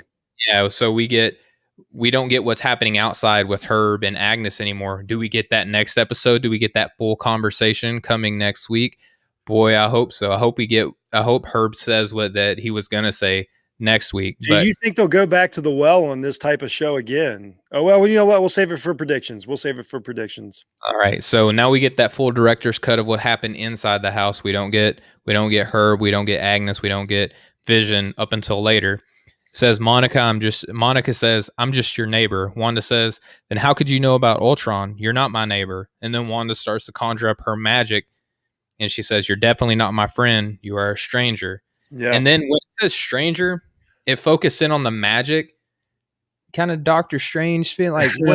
Let me tell you something. My favorite part of this scene was Monica didn't care. The way she says, "Oh, Wanda," as in like, I'm tired of this. You know what I mean? Like the strength that they give Monica Rambeau already. Like they're laying the groundwork. Like this could be the next leader of the MCU for, maybe 2 or 3 movies. Like she has every reason to be scared out of her mind, and she just is like, "Oh, Wanda," like I just thought that was great how they did that. Like, Yeah. because then that's a lot. If you go back in the comics, like that's a theme is that, other characters are like, no, I'm not having it with Wanda. Like, I'm not forgiving her for this, or I'm mad. Like they actually got mad. She wasn't always She-Hulk. Bring She-Hulk in here. yeah. Oh man. Well, more than likely that's going to happen. But I liked how Monica did not back down to Wanda in this, which also makes me think that, well, we'll talk about, what kind of what happens here, but I feel that Monica already has more powers than just human. Okay, fair enough. I did not get that vibe, but I'm interested to see why you feel that way. And so Wanda is conjuring up her magic, which looked different in this episode to me than it had prior to. So that was weird. And then she says, "In an outsider, right now you're trespassing here." The And trespassing was big. Yep, that's it. Because obviously that town was designed for no one to come in. So which leads that Wanda's created it. That could be absolutely. And then she says, "I want you to leave." And the next thing you know, we see Monica is being hurled through the wall, the fence, and then ultimately out of that field. And what's going on with Wanda at this point, Jeff? Like we get this visual of her kind of like looking at like, what have I done? You know what I mean? Yeah. Yeah, exactly. She what the heck? I have no idea why my camera just went out. That's interesting. Yeah. So anyway, hopefully I apologize, everybody. Oh, there we go. Now we got it. That's the wrong camera. I apologize. What's going on? We got a special guest coming here in a second too, but I'll answer your question. It's another one of these things that alludes to Wanda is losing a little bit of control of whatever control she has. She freaks out a little bit, which is classic Wanda over the years. And then 2 things happen here. She sends Monica, through the wall, the fence, just blast her. But like the fact that Wanda fixed everything to hide it, like repaired what she did, like, do we think buried the truth? We think she's repairing it in her mind? I don't. I think that there was a physical thing there, and I think that's why I think that Monica has already, got some extra powers or whatever to survive this. And we don't know what's going to happen yet, but that's just what, I don't think it was just a metaphorical. Like, we know that Monica's a real person, and somehow she got to the outside. So how did she not get hurt? Was Wanda in control of what she did, though? Was she possessed by anything, do you think? No, I don't. I think this is a classic, like they're, the Phoenix Saga. So we got a special guest here. We're going to bring him in, Robert Cruz, and he'll help us finish the show out. Rob, how are you doing tonight, sir? I'm doing. What's up, guys? I'm doing good. Awesome. Loving the show. Great. Like the WandaVision colors you got going on behind you, man. It looks good. I had to. Looks good. Were you trying to see if any of us would pick up on it? No. I'm honestly a huge fan of the color pink, and so that's kind of the theme of my office. Oh, looks great, man. Thank you. I recognize that undershirt, by the way. So I knew you would. So we're to the part of the show. Wanda has just thrown Monica through the wall, out of the bubble, and then what happens next is just, I mean, it was awesome. This is where Vision walks in, correct? Yeah. And so Wanda, we've already saw that. I think she's lost a little control, and then she looks up, and it's the, I don't know what you want to call Vision. He's an android, but it's dead Vision. Yeah, I don't know how to Vision. Yeah, which looked great, by the way. Looked great. They did it was definitely creepy. Yeah, really creepy. Then it reminded everybody, like, oh yeah, that's right, how vicious, Thanos murdered him and all those things, And so what are we thinking at this point? This is a pivotal point in the show. So me personally, I know you guys are in the camp of Wanda is in full control. I don't think she's in control at all. I think she is being controlled somehow, some way. Um, maybe by Mephisto would be the logical explanation here. Just with the ties to Wanda and the twins and all that. But I don't know if you guys noticed this or if I was just looking too much into it. But after she put Monica through everything and pushed her back out of Westfield, she looked kind of confused at what she just did. She looked at her hands like, what did I just do? What was that? I picked up on that. She's known from the start she can move things, with her mind, and she doesn't need to touch them. That was very clear in the first episode. She said that line when they figured out that they had abbreviated Mr. Hart. She even told Vision, "You're fast as light, and I can move things without touching them. Who needs to abbreviate?" So we know she knows that she has powers, but she's now realizing the type of power that she has. It could be, but then, right, and we don't know yet why she doesn't know she has these powers. Like, you know what I mean? Like, we saw the magic show and everything that she's done, but then it seems like when it's the red power, so to speak, that's when she gets a little like, whoa, what is this? This is different like shape or composition of the red magic in this episode too than it was in the one prior. I thought it was, I think that the stork was Doctor Strange, but I wrote that down too, Rob. I think that I was kind of curious, is what she did voluntary? I wrote that down in my notes. Was that a voluntary act? And that's why I asked Jeff, because I'm not so sure that it was, but I could also understand too that, like, almost blacking out, like in Rage, that's how I see it. Yeah. And that's classic Wanda. Mm-hmm. I mean, she gets upset. She and Doctor Strange alludes to that several times. I mean, at some point, Doctor Strange, I believe the whole thing is going to be, he's going to teach her how to use her magic, or help try to teach her, because he's commented several times, like, no, she was born with this. She doesn't respect it. She doesn't know how to use it. Like, I think the important thing, especially for someone like me who's not a huge fan of Wanda, to remember is that she's not like, we don't have to forgive everything she does. Like, she's caused a lot of harm over the years through emotion and turmoil and stuff like that. So she could very well be the antagonist here. She could be the villain, for lack of a better term. Yeah. Which would be such a cool direction for it to go. But then we get into the exchange between Vision and Wanda, which was definitely very creepy. So, when Wanda sees Vision, she looks down. She's terrified. She's mortified, looking in horror, which is very in keeping with the direction that we're going with, Doctor Strange right now. Vision says, what is it? What's wrong? She looks up, and Vision is back to his, vibrant color. He's alive again. Vision looks at her and says, "We don't have to stay here. We can go wherever we want," which was definitely in keeping with that welcome to Westview sign that we saw earlier. Mm-hmm. Then Wanda smiles, it fakely, it seems, right?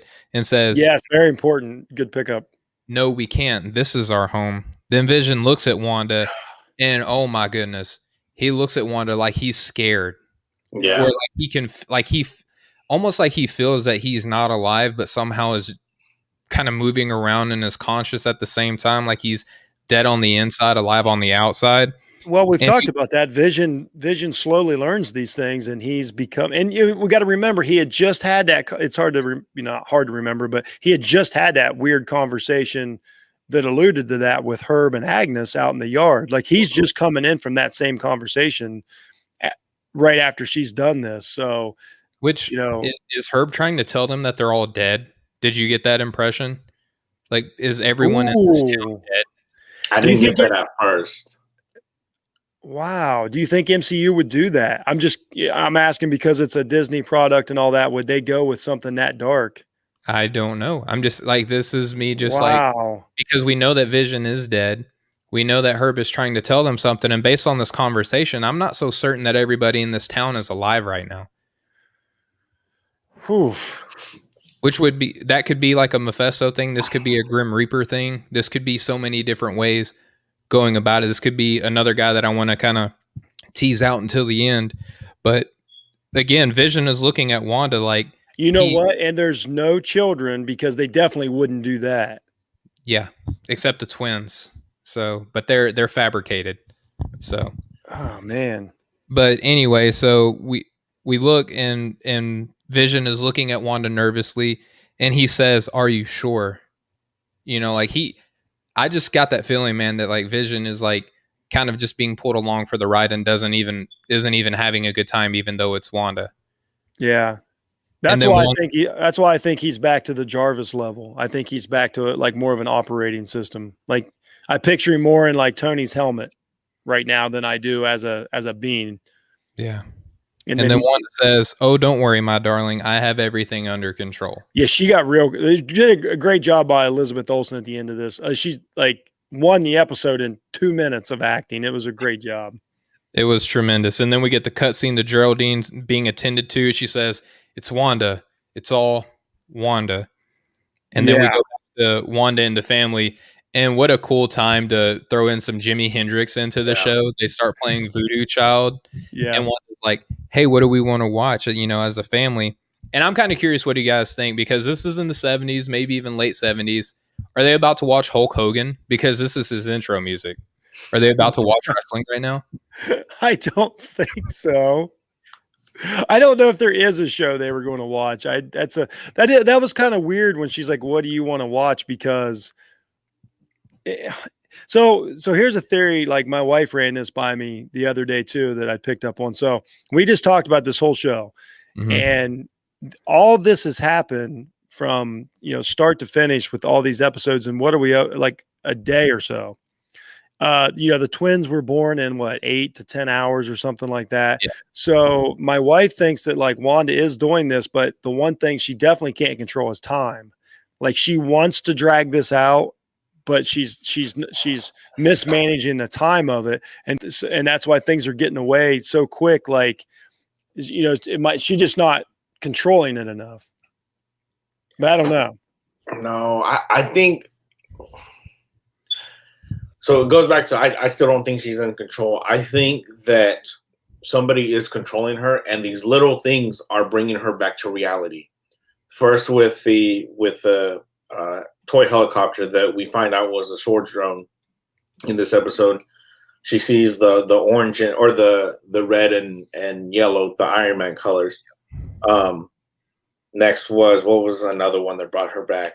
But then her powers kind of bring her back to reality, and then she sees Vision for the last time we all saw him in the MCU.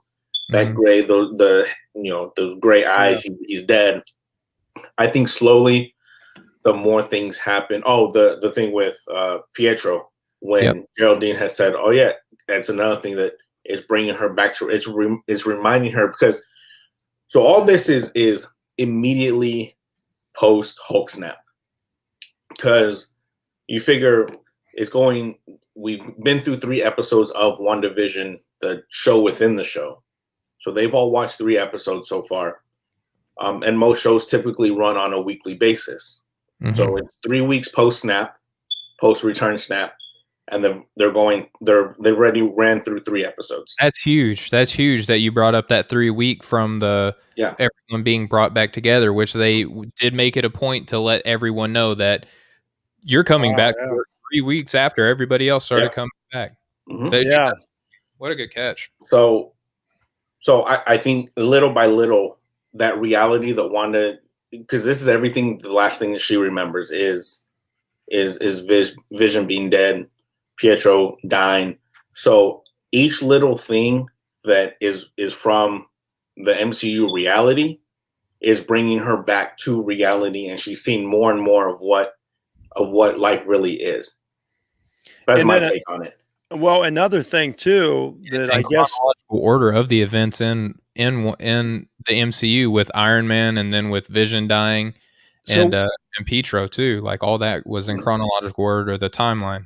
Another thing that I don't think this happened because they talked about it with the Black Widow and stuff that they couldn't, but it's slightly possible that one of the things that Tony snapped back when he snapped was, could he have brought Vision back? It's in some sort of way, is that is Vision actually back more than we think? We're trying to decide if he's, we're all assuming he's still dead and that Wanda made all this up. Is there some form that he brought back with his snap that it's going to all come back to that? Because, I mean, it was his creation. It was, I mean, Jarvis was a big, you know what I mean? Like, he was a big character in this whole thing. Yeah, but like you said, they couldn't do it with Black Widow because she wasn't snapped away. So, and I think even Hulk, even Bruce Banner said he told Hawkeye, I tried. He tried. That's right. But yeah, because right. she wasn't snapped away, they couldn't snap her back. I think this is just Wanda's wavelengths, just going off of her memory, her most recent memory. And it did happen in chronological order of what was brought up in the show that happened in the same like order of events that happened in the MCU. So that's a really good point. That's a good one.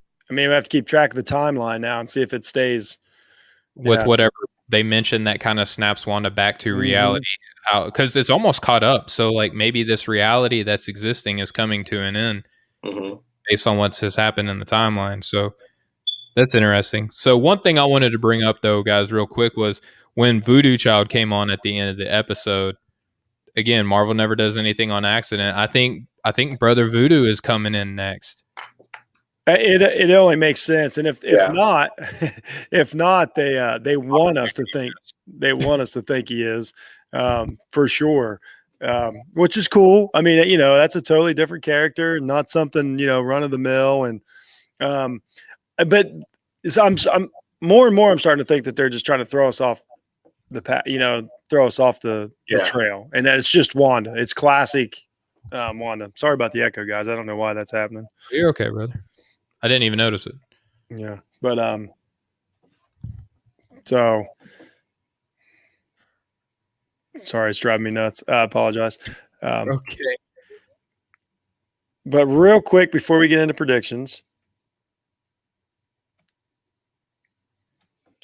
we got to do the episode ratings. I know Steven's on this. So Rob, for the first time on setting the screen, you get to rate episode 4 of WandaVision. We go 1 through 6 Infinity Stones, or 0 through 6. I apologize.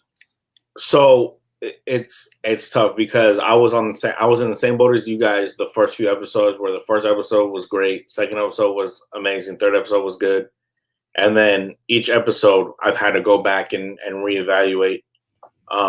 This one I will give 5 Infinities. I want to give it 6. I really do, because this is by far the best episode so far, and it's only going to get better. I would assume. Like Jeff, you mentioned it last week. They have $250 million to play around with this series. They're going to spend it, and it's only going to get better. I give it 5 Infinity Stones just because I know that there's going to be 2 or 3 episodes that are you don't want to waste that. Yeah, Steven will just throw 6 or 7 out there. And I have no care because I will flip back in time and adjust all of my. He just snaps back. So I gave it. I really really liked this, and I liked what they did, and I liked the modern stuff and everything. I only gave it 4. I feel like I'm saying I'm only because I loved the first one so much. And not a super big reason for it, except for it just didn't. I shouldn't say I've seen this before, but since it looked so much like an MCU movie, I felt that it was something I had seen. So I only gave it 4 as much as I loved it. I mean, I really liked it, but compared to if I'm going to give like episode 3, 5. I got to take this one back just a little bit. Like we can't give half stones. There's no half. You can't. Yeah. So I can't. You can't split an Infinity Stone. I mean, they tried. It's it.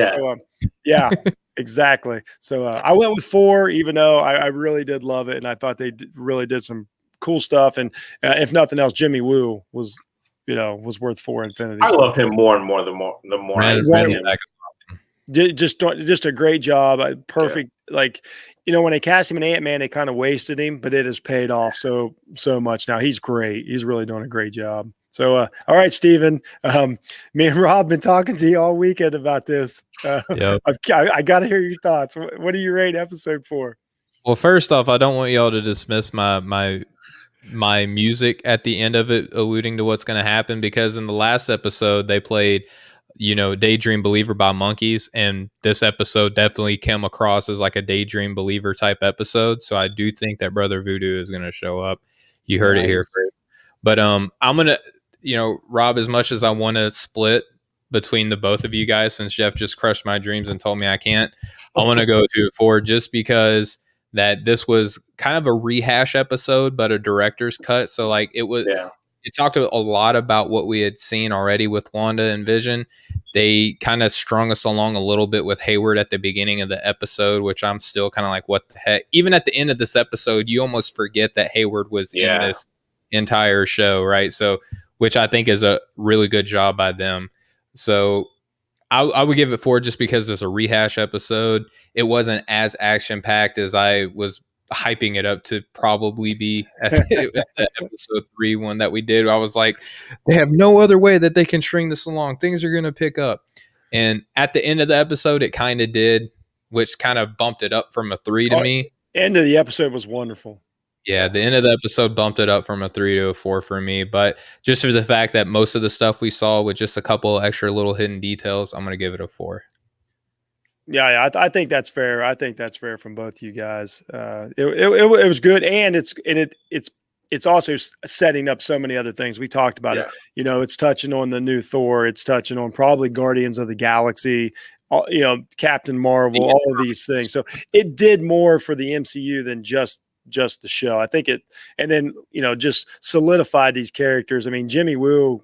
He's golden. Like, this guy needs to be in every Marvel movie for the rest of them. I'm going to predict next episode is going to be 6 Infinity Stones. I'm just going to throw that out. Well, okay, it's time for predictions. So, Rob, what's any predictions you have going forward, either next week or just the direction WandaVision's going?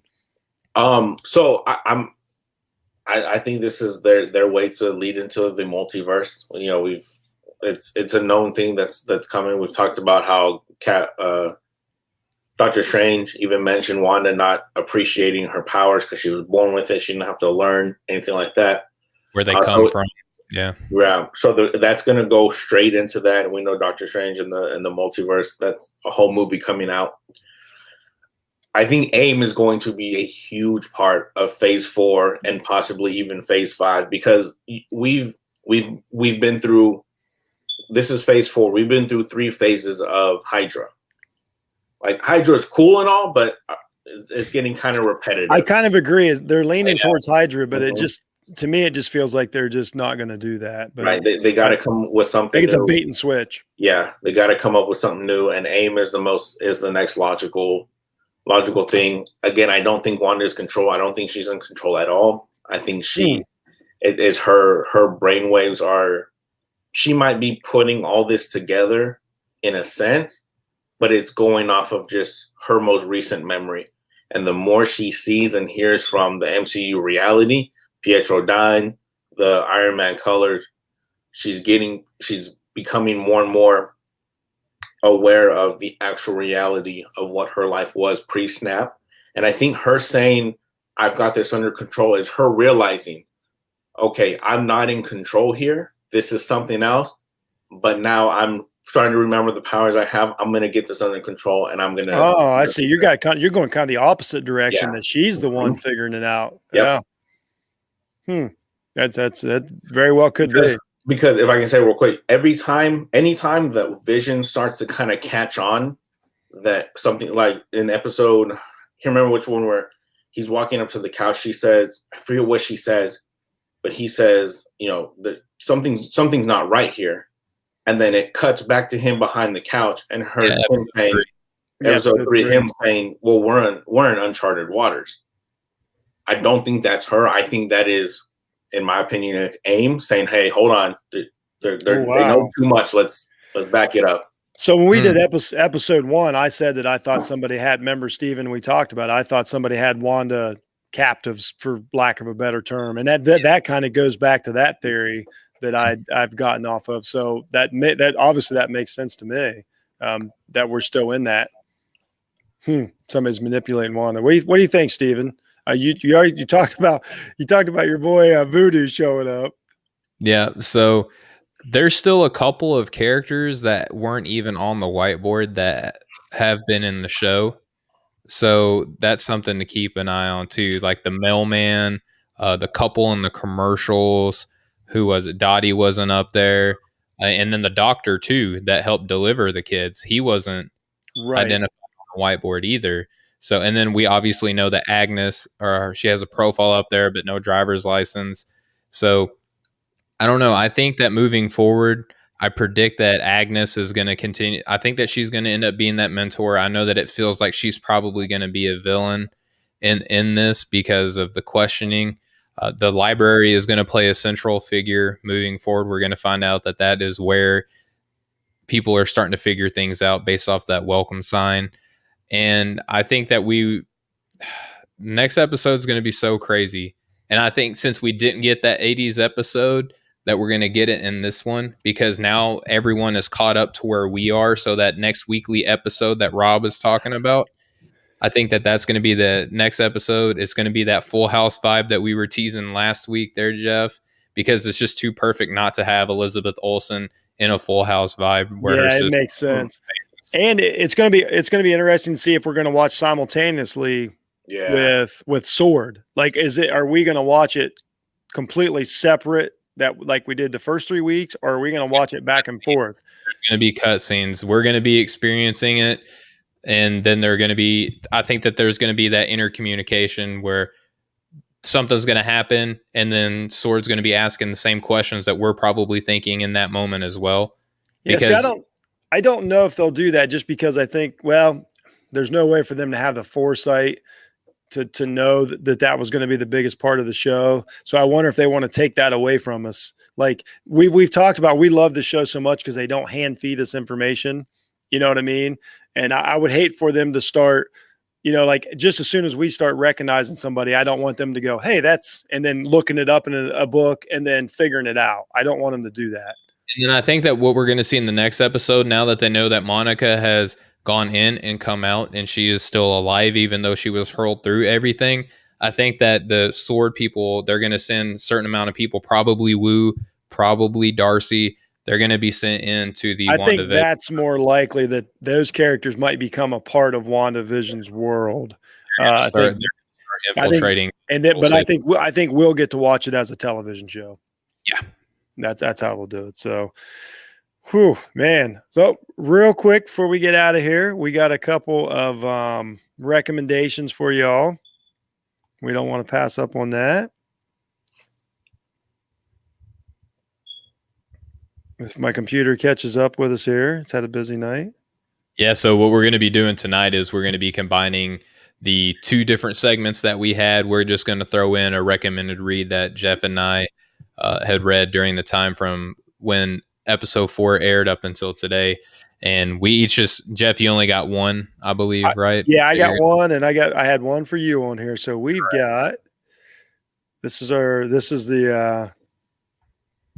we have got, I read, and this is kind of funny, but I liked it. So I like Jimmy Woo so much. Just to represent how, like, what a big part of the Marvel universe this guy's been. He's been on all the major teams, Shield, Sword. He's worked with everybody for 50 some years. He was in a comic. He was part of Dum Dum Squad and Godzilla King of the Monsters. So he was named as part of the squad. Godzilla basically wakes up in Alaska and starts his way down the west coast, and Jimmy is part of the team to reel him in. So I was just a fun one, but I just wanted to point out, like, Jimmy Woo is not a new character. Like, he's a respected. Here's a really cool note about Jimmy Woo is when you read back, in the 50s was a tough time to introduce a Japanese American character and to do it without being insensitive. Yeah. And it's kind of widely known, like the Japanese American public accepted Jimmy Woo. You know what I mean? So, like, Stan Lee wasn't perfect, especially with what he's done with women and stuff over the years, like introducing them and the way they did it.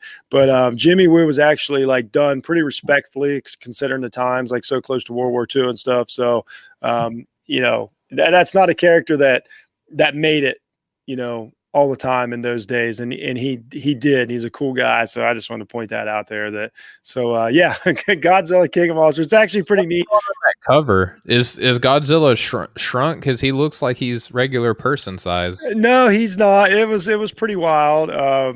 The cover doesn't really represent the book as much as that. No, it's full blown Godzilla. It gets pretty crazy, but yeah, I don't think it has anything to do with WandaVision. Who knows? There is a Godzilla movie coming out, but it's just a cool read and get to know Jimmy a little bit. Bum. And Steven read. Yeah, so this is Sword number 5. I finished the series. It was really, really cool.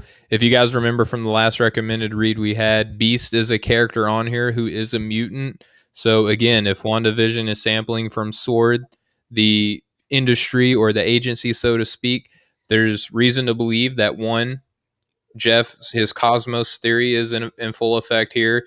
Mutants are in effect here with Beast, and Norman Osborn is in effect here with the tie-in to Spider-Man that we have been seeing kind of pump through this past Marvel calendar year. So it ended really well. I will say, Jeff, with what you were talking about with how Monica and Tyler Hayward were discussing with one another, and maybe they were kind of vying for position for who that co-director is. If you read Sword, the entire series, I just said number 5 was the last one, so it's not a super long read. I encourage anybody to read it. None of the main characters in this comic are in there, so to speak, but a lot of the same feel about Sword, especially, Jeff, with how you talked about that kind of competing for who's going to be the director. That's a central theme in this this series. So highly recommend it for anybody. It was highly enjoyable. Awesome.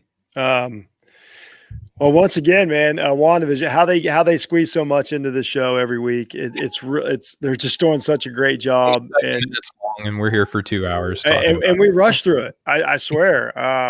It's impressive. I'm really enjoying it. I mean, I watch it twice, and it's not a problem. Like I don't think I could just watch it once in a week. It's really, really super cool. Having a good time. So, of course, I want to thank my partner, Stephen Gillespie, for being here again. Go check him out at Breaking the Game. Yeah, that's his sports podcast. Once again, we're also sports podcasters. And then I want to thank our friend Robert Cruz from Football and Chill podcast for coming on and joining us this week. He's in the chat room with us all week. You guys don't get to see that, and works with us and works these theories out and then does the investigation with us. So I'm glad he made it on tonight to give us his theories. Thanks a lot, Rob, for coming on, man. Thanks for having me on. It was fun. Even if it was for the last 20, 30 minutes, it's still a lot of fun. Hey, man, you're always welcome, and you're always money when you're on here. So that's it, everybody. That's Setting the Screen. That's WandaVision. That's episode 4. Once again, go check out both these guys at Off the Ball Network to see all the other great stuff they're doing. We'll be back next week to break down episode 5 and investigate it and figure it out, see where we're right and see where we were wrong. So that's it, everyone. Thanks for listening. Thanks for watching. Be kind. Much love, everybody.